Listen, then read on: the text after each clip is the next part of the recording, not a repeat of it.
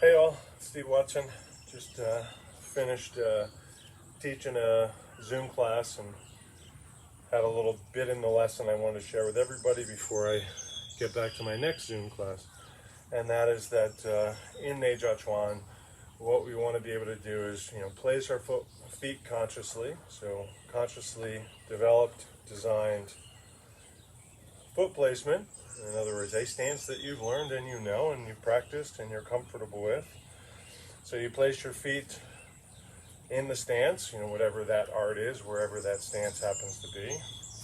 And then the knees are placed atop that. So particularly we'll notice that if we shift our weight. So I place my feet in the stance and I shift my weight. In other words, I place my knee in orientation to the foot that's bearing the weight.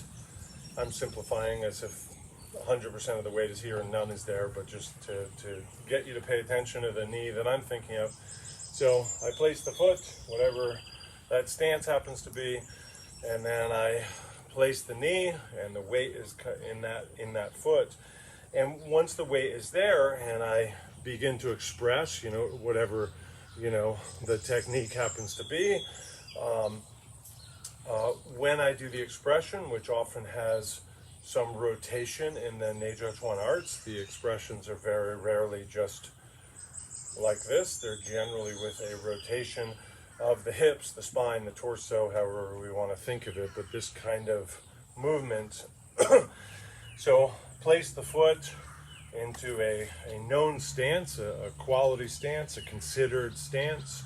I place the knee into alignment over that foot, and that alignment might vary depending on the stance that you're learning, but at any rate, here's my stance.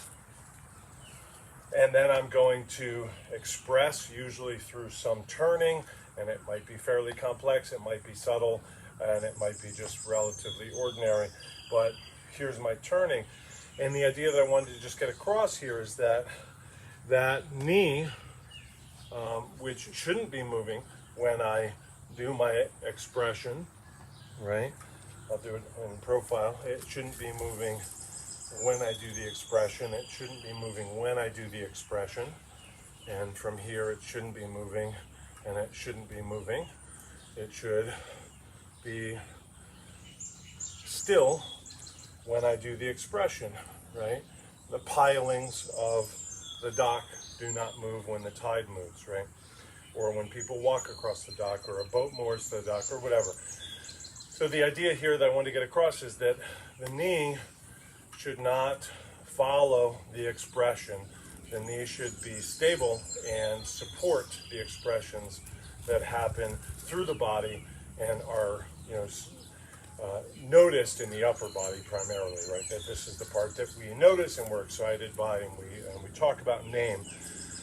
But the knee should support the femur, the knee, same thing here, meaning neither one really moves. If one doesn't move, the other doesn't move. So whichever, it's either a point or a line. I'm interested in both. So whichever helps you keep this in mind. That's what doesn't move once I take a stance and I align my knee and my weight on that foot.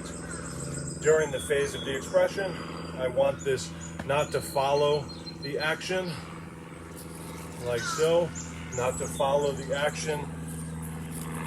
I want it to support the action and expression, whatever those expressions might be. So that's the idea behind the lesson. Support, don't follow. Thank you. Have a safe and healthy practice.